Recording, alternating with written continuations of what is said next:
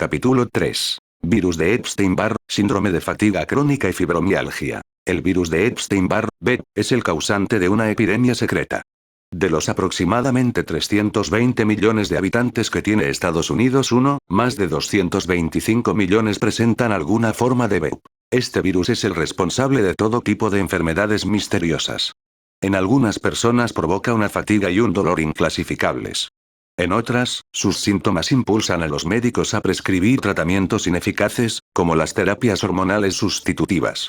Y muchísimas personas más van por la vida con este virus y sencillamente son mal diagnosticadas. Entre todas las razones por las que el virus de Epstein-Barr prolifera, la más importante es que se sabe muy poco de él. Las comunidades médicas solo conocen una versión, cuando lo cierto es que existen más de 60 variedades. Está detrás de varias enfermedades debilitantes que desconciertan a los médicos. Como ya dije en la introducción, es la enfermedad misteriosa de las enfermedades misteriosas. Los médicos no tienen ni idea de cómo actúa este virus a la larga ni de lo problemático que puede llegar a ser. En realidad, es la fuente de numerosos problemas de salud que hoy en día se consideran enfermedades misteriosas, de dolencias como la fibromialgia y el síndrome de fatiga crónica.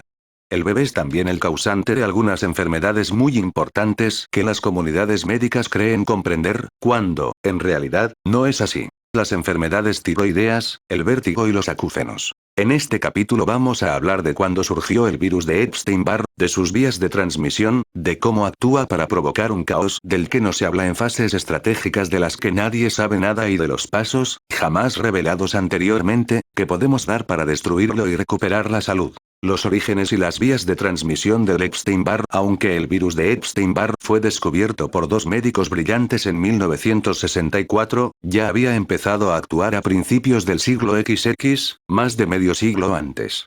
Las versiones iniciales, que siguen estando entre nosotros, actúan de una forma relativamente lenta y es posible que no provoquen síntomas perceptibles hasta las últimas etapas de la vida. Además, sus efectos son solo levemente perjudiciales. Muchas personas tienen estas cepas de VEP no agresivas. Por desgracia, a lo largo de las décadas el virus ha ido evolucionando y cada nueva generación se ha vuelto más peligrosa que las anteriores. Hasta la publicación de este libro, lo normal era que las personas que lo padecían tuvieran que soportarlo para el resto de su vida. Los médicos rara vez lo reconocían como causa fundamental de los múltiples problemas que genera. Además, no tienen ni idea de cómo combatirlo, aun en el caso de que lo hayan reconocido. Existen muchas formas de contraer el VEP. Por ejemplo, puedes contraerlo de bebé si tu madre está infectada. También puedes contraerlo a través de una sangre infectada. Los hospitales no lo buscan, por lo que cualquier transfusión de sangre supone un riesgo.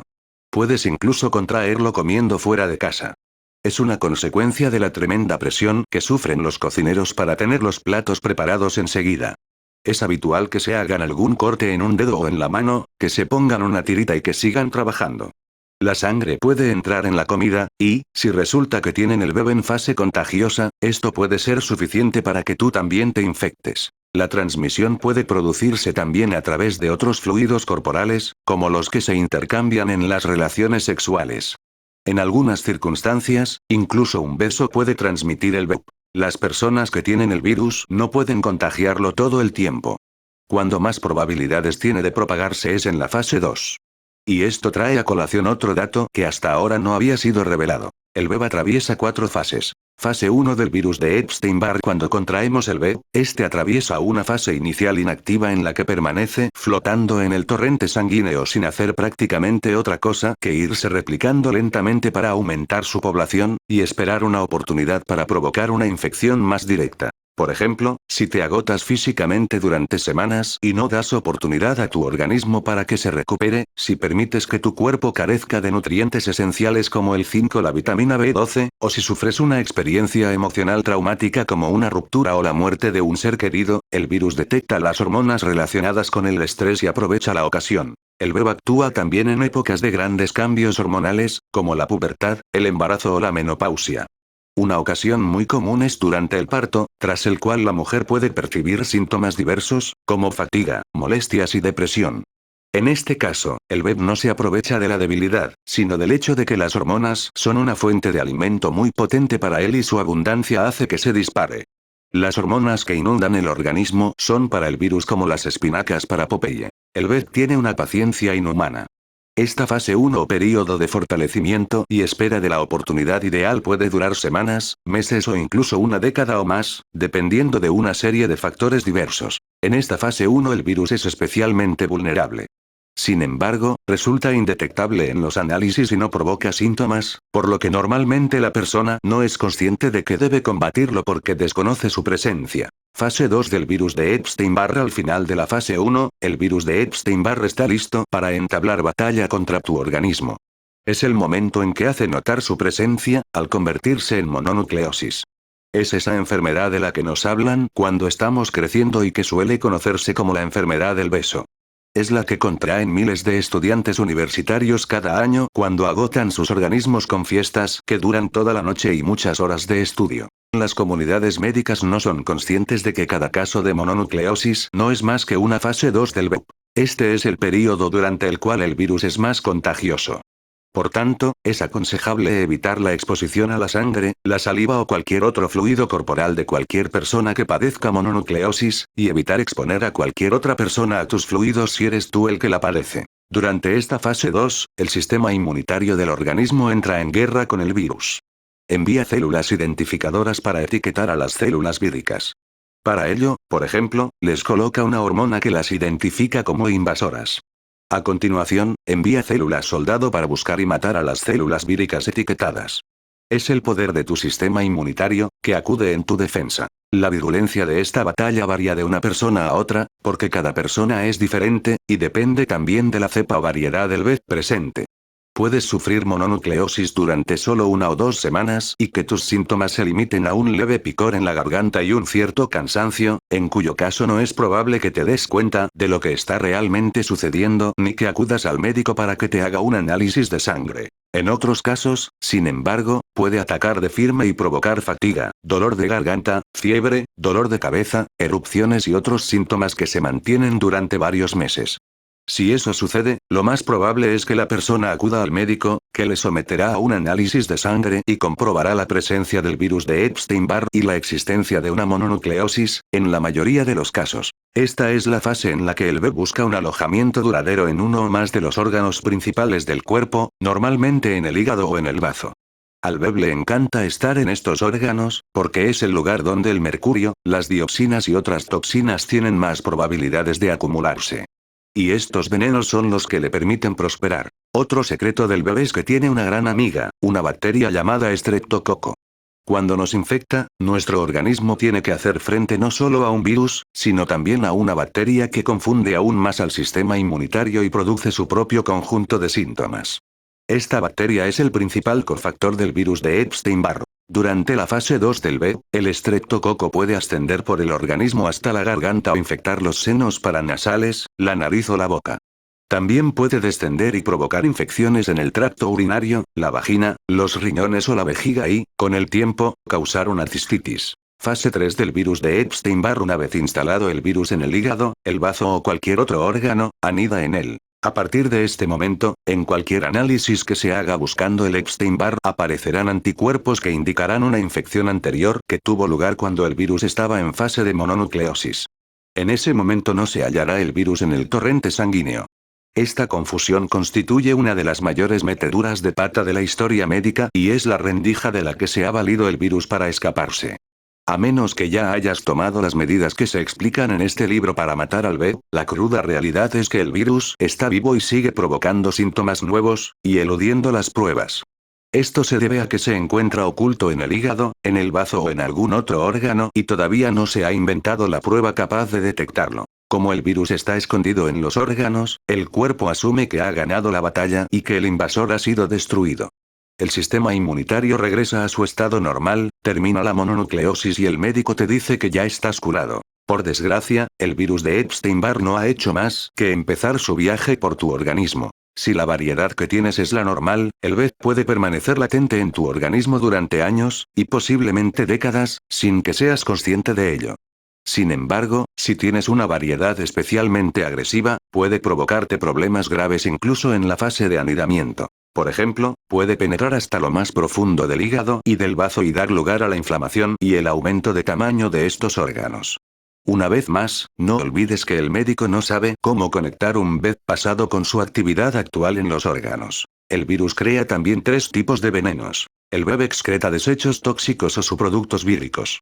Este dato es cada vez más significativo, porque el virus se sigue reproduciendo y este ejército en expansión no deja de comer y de excretar subproductos venenosos. Esta materia de desecho se suele confundir con las espiroquetas, unas bacterias capaces de dar falsos positivos en pruebas como los análisis para detectar la enfermedad de Lyme y provocar un diagnóstico equivocado de dicha enfermedad. Cuando muere una de las células del virus, lo que sucede a menudo, porque estas células tienen un ciclo de vida de 6 semanas, el cadáver es tóxico, con lo cual sigue envenenando el organismo. Como sucede con los subproductos víricos, este problema se agrava a medida que el ejército del BEP va creciendo y provoca fatiga. Los venenos que crea el BEP mediante estos dos procesos tienen la capacidad de generar una neurotoxina, es decir, un veneno que afecta a la función nerviosa y confunde al sistema inmunitario. El virus segrega esta toxina especial en períodos estratégicos de la fase 3 y de forma constante en la fase 4 para impedir que el sistema inmunitario pueda detectarlo y atacarlo. Entre los trastornos que puede generar una variedad agresiva del BEP anidado en tus órganos están los siguientes. El hígado trabaja con tanta lentitud que no consigue eliminar las toxinas del organismo. Hepatitis C, el BEP es el principal causante de la hepatitis C. La lentitud del hígado provoca una disminución de ácido clorhídrico en el estómago y el tracto gastrointestinal empieza a volverse tóxico. Esto a su vez puede dar lugar a que algunos alimentos no se digieran totalmente y se pudran en el tracto intestinal, dando como resultado inflamación o estreñimiento. Desarrollas intolerancias a alimentos que jamás te habían provocado ningún problema anteriormente. Esto sucede cuando el virus consume un alimento que le gusta, como el queso, y lo transforma en algo que tu organismo no es capaz de reconocer. El virus espera hasta que detecta la presencia de hormonas relacionadas con el estrés, que indican que te encuentras especialmente vulnerable, cuando, por ejemplo, tratas de abarcar demasiado, recibes un golpe emocional muy duro o sufres un golpe físico, como un accidente automovilístico, o hasta que percibe que estás sometido a un gran cambio hormonal, como el que se produce durante el embarazo o la menopausia. Cuando el virus está casi listo para atacar, empieza a secretar su neurotoxina. Con ello aumenta la carga que había generado sobre el organismo con sus subproductos y cadáveres víricos.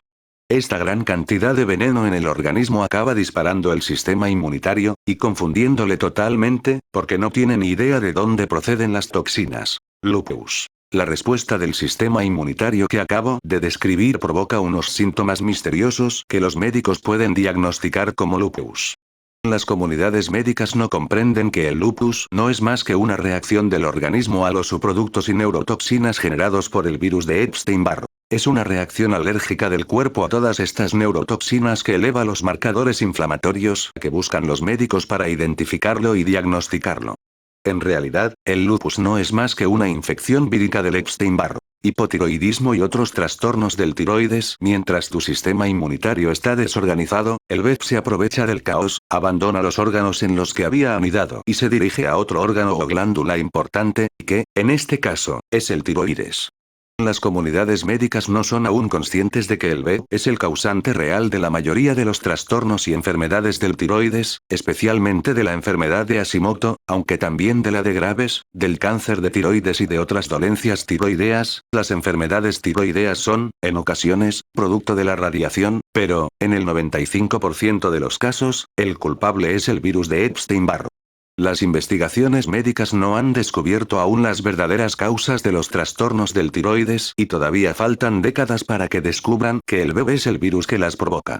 Si un médico te da un diagnóstico de Hashimoto, lo que realmente te está queriendo decir es que no sabe lo que te pasa. Supuestamente, tu cuerpo está atacando a tu tiroides, una opinión que nace de la desinformación. En realidad, es el BEP, y no tu cuerpo, el que está atacando al tiroides. Una vez en tu tiroides, el BEP empieza a taladrar los tejidos. Las células víricas giran realmente como si fuesen taladros para penetrar hasta lo más profundo del tiroides.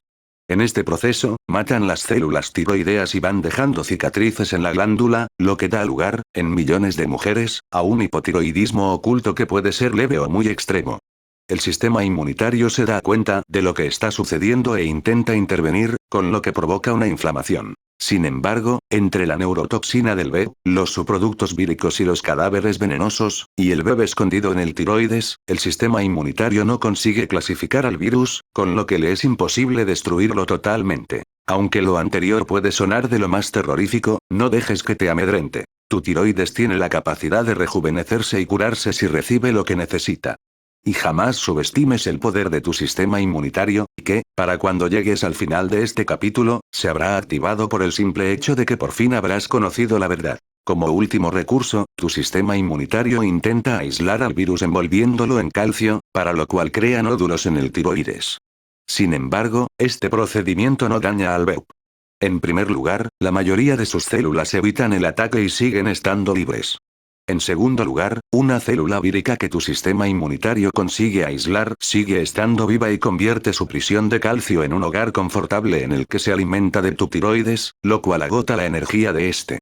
La célula vírica puede incluso transformar su prisión en un bulto vivo, denominado quiste, que provoca más tensión aún en el tiroides. Mientras tanto, estos ataques contra el B pueden dañarte a ti si no estás consumiendo suficientes alimentos ricos en calcio. Como tu sistema inmunitario no puede conseguir el calcio que necesita para aislar al virus y evitar que penetre en el torrente sanguíneo, lo extrae de los huesos, lo que puede dar lugar a una osteoporosis. Al mismo tiempo, los cientos de células víricas que no están presas en nódulos pueden debilitar el tiroides haciendo que produzca menos hormonas que las que tu cuerpo necesita para funcionar. Esta carencia de las hormonas tiroideas correctas, unida a las toxinas del B, puede a su vez provocar un aumento de peso, fatiga, deterioro cognitivo, trastornos de memoria, depresión, pérdida del cabello, insomnio, uñas quebradizas, debilidad muscular y docenas de síntomas más. Algunas variedades del B especialmente raras y agresivas pueden incluso ir más allá. Pueden generar cáncer en el tiroides. El índice de cáncer de tiroides está creciendo con rapidez. Las comunidades médicas no saben que la causa es un aumento de las formas raras y agresivas del BEP. El virus de Epstein-Barr invade el tiroides por un motivo estratégico. Pretende confundir y provocar tensión en el sistema endocrino. El esfuerzo de las glándulas suprarrenales hace que segreguen más adrenalina, uno de los alimentos favoritos del BEP, que le hace más fuerte y más capaz de dirigirse hacia su objetivo fundamental, el sistema nervioso. Fase 4 del virus de Epstein-Barr. El objetivo último del virus de Epstein-Barr es abandonar el tiroides e inflamar el sistema nervioso central. En situaciones normales, el sistema inmunitario no se lo permitiría, pero si el BEP ha conseguido desgastar completamente a la persona en la fase 3, cuando penetró en el tiroides, y si además esta persona se ve de repente azotada por algún daño físico o emocional grave, el virus se aprovecha de su vulnerabilidad y empieza a provocar numerosos síntomas extraños que van desde palpitaciones cardíacas hasta dolores generalizados o dolor nervioso. Una situación muy común es aquella en la que la persona tiene un accidente, se somete a una intervención quirúrgica o sufre alguna otra lesión física y luego está hecha unos zorros durante un tiempo mucho más largo del que podría esperarse de la lesión por sí sola. Es muy habitual que la persona se sienta como si le hubiese pasado una apisonadora por encima. Los análisis de sangre, las radiografías y los escáneres no revelan nada raro, con lo cual los médicos no son conscientes de que el virus está inflamando los nervios. El Epstein-Barr en fase 4 es, por tanto, uno de los causantes principales de las enfermedades misteriosas, es decir, de esos problemas que dejan a los médicos absolutamente perplejos. Lo que en realidad está sucediendo es que los nervios dañados disparan la secreción de una hormona de alarma para notificar al organismo que están en peligro y necesitan reparación. En la fase 4, el BEP detecta esa hormona y se apresura a acoplarse a esos nervios dañados. Un nervio es algo parecido a un cordel con vellosidades. Cuando el nervio resulta dañado, estas vellosidades se salen por los lados de la funda que recubre el nervio. El BEP busca estas aperturas y se aferra a ellas. Si lo consigue, puede mantener esa zona inflamada durante años. Como resultado, se puede tener una lesión relativamente pequeña que permanece activa y provoca un dolor constante. Entre los problemas que provoca esta inflamación vírica podemos citar el dolor muscular, el dolor articular, puntos neurálgicos dolorosos, dolor de espalda, hormigueo o entumecimiento en las manos y en los pies, migrañas, fatiga continuada, mareo, miodesopsias, insomnio, dificultades para descansar durante el sueño y sudoración nocturna. Es frecuente que a los pacientes que sufren este tipo de problemas se les diagnostique fibromialgia, síndrome de fatiga crónica o artritis reumatoide, que no son sino conjuntos de síntomas que las comunidades médicas admiten que son incapaces de comprender y para los que no tienen cura. En estos casos, lo que hacen es administrar unos tratamientos inapropiados que no atacan al culpable real, porque lo cierto es que estas enfermedades misteriosas son solo una infección por virus de Epstein-Barr en fase 4. Una de las grandes equivocaciones de los médicos consiste en confundir los síntomas que provoca el Epstein-Barr en las mujeres con la perimenopausia o la menopausia. Síntomas como sofocos, sudoración nocturna, palpitaciones, mareo, depresión, caída del cabello y ansiedad fueron y siguen siendo a menudo malinterpretados y confundidos con un cambio hormonal, que fue lo que dio origen a la desastrosa terapia hormonal sustitutiva. En el capítulo 15, Síndrome premenstrual y menopausia, encontrarás más información sobre este tema. Vamos a analizar más detalladamente las enfermedades crónicas que han intrigado a los médicos durante décadas y que son el resultado de un virus de Epstein-Barr en fase 4. Síndrome de fatiga crónica. Desde hace muchísimo tiempo, las mujeres han tenido que soportar que se niegue la existencia de una causa física para su dolencia. Como sucede con los enfermos de fibromialgia, véase el epígrafe siguiente, las personas que padecen síndrome de fatiga crónica, SFC, también conocido con otros nombres como encefalomielitis miálgica / síndrome de fatiga crónica, SFC, síndrome de disfunción inmunitaria o enfermedad sistémica de intolerancia al esfuerzo, SIE, tienen que oír a menudo que son unas farsantes, unas vagas, que alucinan o que están locas. Es una enfermedad que afecta a las mujeres en un porcentaje desproporcionalmente elevado. Y la cantidad de afectados por el síndrome de fatiga crónica aumenta sin parar. Cada vez resulta más común que las muchachas universitarias regresen a casa a mitad de curso con esta dolencia, que las incapacita para hacer otra cosa que no sea estar acostadas. Contraer el SFC alrededor de los 20 años y siendo mujer puede resultar especialmente demoledor. Ves a tus amigas seguir con sus relaciones y sus trabajos mientras tú te sientes incapaz de poner en práctica todo tu potencial. Las mujeres que contraen el SFC a los 30, 40 o 50 años tienen que afrontar otros obstáculos. Aunque han alcanzado una edad suficiente para tener bien asentadas sus vidas y su red de apoyo, también han asumido una serie de responsabilidades. Lo más probable es que tengan que atender a su familia con dedicación plena y asumir más de lo que son capaces de afrontar, por lo que les abruma la presión de actuar con normalidad a pesar del SFC. Para agravar el aislamiento que sienten las personas de ambos grupos de edad, aparecen los sentimientos de culpabilidad, miedo y vergüenza que acompañan a un diagnóstico equivocado. Estoy seguro de que, si padeces SFC, en alguna ocasión te has sentido machacado por el sufrimiento físico y has tenido que escuchar a alguien diciéndote, pero si tienes un aspecto de salud inmejorable. Resulta descorazonador sentirse mal y oír a médicos, amigos y familiares decir que no te pasa nada. El síndrome de fatiga crónica es real. Es el virus de Epstein-Barr. Como hemos visto, las personas que padecen SFC tienen una carga vírica de B muy elevada que sistemáticamente afecta al organismo generando una neurotoxina que inflama el sistema nervioso central. Esto puede llegar a debilitar las glándulas suprarrenales y el aparato digestivo, y provocar la sensación de que se te ha agotado la batería.